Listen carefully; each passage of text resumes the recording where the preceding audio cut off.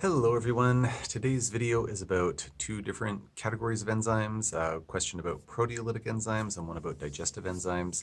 Just before jumping into the video, if you wouldn't mind taking a quick moment to please like, share, subscribe, and or post a quick comment on the video, I'd really appreciate it. So thanks in advance for taking a second to do that.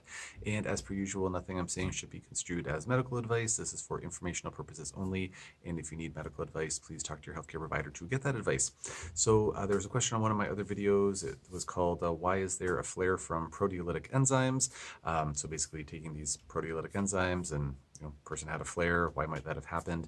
And basically I talked about in the video how proteolytic enzymes, one of the things that they're able to do is break down biofilms. Now, to my understanding, proteolytic enzymes are considered phase 1 biofilm disruptors, so they're a relatively mild acting biofilm disruptor, but nonetheless, they can still disrupt biofilms and cause a flare from that. So the person was asking the question saying, so what is recommended to do to flush or usher out these toxins from the disrupted biofilms? Is there a protocol that should be adopted prior to starting proteolytic enzymes, and is ramping up the dosage suggested? So as mentioned in all of my videos, and already mentioned it once today, can't give any direct advice for folks, but the approach that I take when it comes to using a biofilm disruptor, I really never use proteolytic enzymes to disrupt biofilms. I usually use a phase 2 biofilm disruptor, which is a stronger type of biofilm disruptor. However, the principles would be the same. So when I'm recommending biofilm disruptors for my patients, I always, with like no exception, maybe very rare exception, always recommend starting with a low dose and gradually building up just to make sure they're tolerating it well. Because as we start opening up those biofilms, it's really a question of, how much stuff is hiding out in Pandora's box? Is there lots and lots of microbes or toxins hiding out in those biofilms, or are there not very many? So we just want to open those up really, really slowly and gradually, not ridiculously slowly, but gradually enough so that a person doesn't get bamboozled by just dumping a whole bunch of microbes or mold or toxins out into the body all at once. So I always recommend my patients build it up gradually. And then in terms of flushing things out that are inside of the toxins, I mean, it depends on what kind of biofilm we're breaking down. If it's a biofilm that's related to mold, then in many cases, the patient would be taking a binder like activated charcoal or bentonite clay or something like that. They'd be working with phase 1 and phase 2 liver detox supports, like cofactors for those pathways. They might be working with some phase 2.5 detox support, so cholagogues or phosphatidylcholine, something to help with actually flushing those processed toxins out of the liver and into the intestinal tract where they can be excreted through the bowels. So we'd have those things in place. I mean, every once in a while, depending on the case, we might bring a systemic binding agent like modified citrus pectin into the mix to actually get into the circulatory system to bind things up from outside of the intestinal tract. If it was more of a yeast or SIBO or some other type of intestinal microbial biofilm, then in that case, it would kind of depend on the case. I don't usually recommend something to bind things up that come out of the biofilms unless the patient's really having a lot of symptoms related to the biofilm disrupting process. So if a person was, say if one of my patients was working with an intestinal biofilm disruptor and they were having a lot of diarrhea or they're having a lot of intestinal pain, I mean, generally my first step would just be, back off on the dosage of things and just go slower. But if it seemed like we couldn't really get away with that, or we were, it was just really going to slow down the protocol a lot, we might use some type of an intestinal binding agent like activated charcoal or bentonite clay or something like that to help bind things up. If it's more of a systemic biofilm related to Lyme, like Borrelia or co-infection, then in those cases, maybe I'd recommend some modified citrus pectin for the aforementioned reason of it being able to get into the circulatory system. But in a lot of cases, I would just dial back on the dosage of the biofilm disruptor and just go slower, largely just using the systemic antimicrobial herbs that we'd be using at the same time as the biofilm disruptor to kill off any microbes that come out of hiding. And generally, that process is going to happen gradually enough that a person isn't going to have a whole ton of die-off symptoms unless we're being just too aggressive with the dosing. So I don't really recommend pre-treating with things in that way unless it's in the context of mold, in which case the binder, the phase 1, phase 2, phase 2.5 detox supports would be something that I would oftentimes consider, not for every patient, but for a lot of them.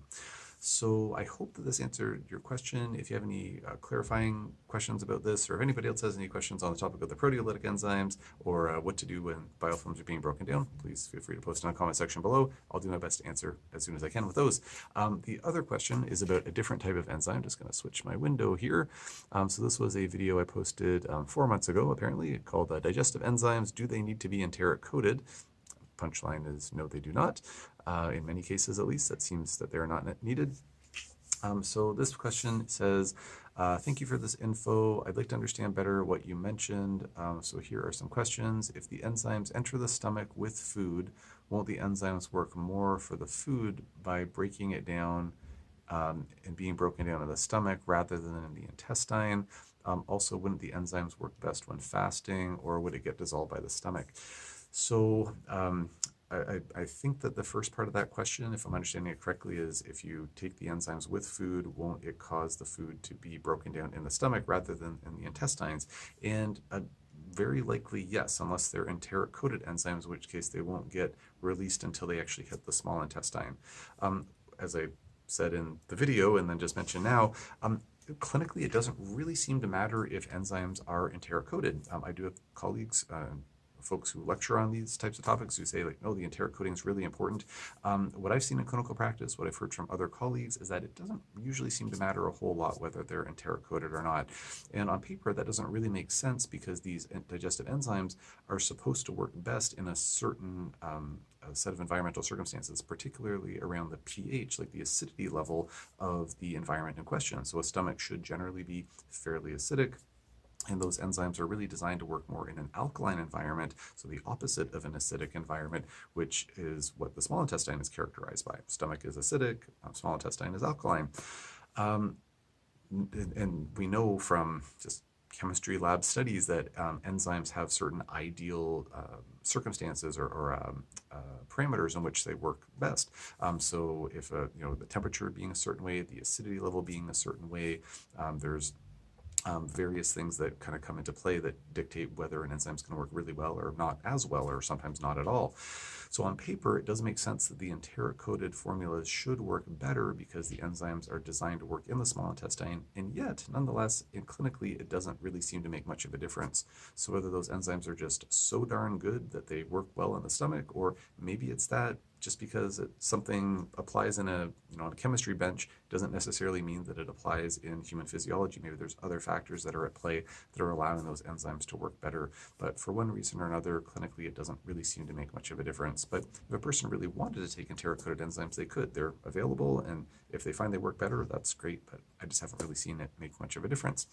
Then the question about should enzymes be taken when fasting. So generally, no. I mean, if we're working with something like proteolytic enzymes, then yes, we would generally want to take those when a person's fasting so they don't start working on the food inadvertently. But when it comes to digestive enzymes, we would definitely not want to take those away from food because it just won't break down the food. We want the enzymes to be mingling with the food either in the stomach or the small intestine and breaking down that food. And indeed, if the enzymes are taken on an empty stomach, I'm not 100% sure if they would get digested or not. I mean, when food's in the stomach, it does have a buffering effect on the pH. So like taking enzymes with food as opposed to taking them on an empty stomach, it is going to be a different acidity environment. I don't know if those enzymes would break down or not. I'm not 100% sure, and I'm not sure if there's any studies that have looked at that. I've done a fairly deep dive into pancreatic enzymes and looking into the physiology, trying to answer some of these questions around, like, where should they be working better or whatnot. And there's plenty of information out there, but some of these really good questions of like, are the enzymes going to get broken down in the stomach if they're not with food? I haven't been able to find any research literature specifically looking at that. But if somebody listening to this video knows the answer, then I'd love to see the reference for that, and please feel free to post it in the comment section. So thank you for these questions. If you have any questions about these digestive enzymes or any other related topic or unrelated health topics, feel free to post it in the comment section below, and I'll do my best to answer as soon as I can.